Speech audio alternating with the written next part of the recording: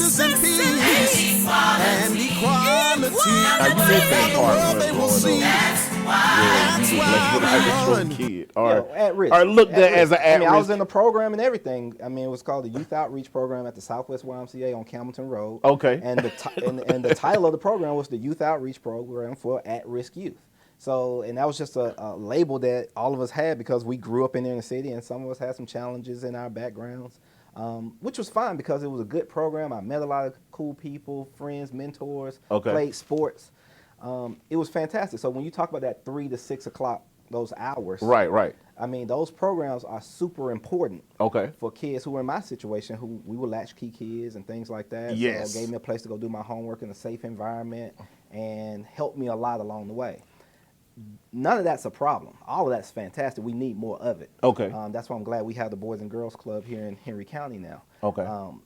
I guess what I'm saying is that we need more than just that. Yeah. Everybody has to understand that we have a role to play. Okay. For every kid in your neighborhood, at your church, regardless of socioeconomic background, because we see a lot of upper middle class young people come through our court system too. Right. Just because they made stupid decisions. Right. And I say decisions, a lot of times people say choice, a lot of times people say mistakes. Okay. But usually there aren't mistakes. They're not accidents. Usually these are young people who are just making poor choices. Right.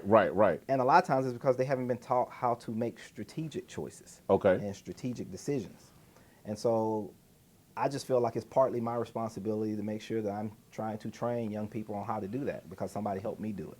And young people are impulsive and emotional, so they're not always emotionally equipped to deal with this. So you have to teach them how to deal with it. Correct. Now, when you were that age, did you aspire to become a district attorney, a lawyer, or anything like that? I mean, because it's a lot of peer pressure growing up in Thorough high school. I mean, you grew up in the forever I love Atlanta. You grew up in that old school ATL where being like a district attorney, a lawyer, going to UGA.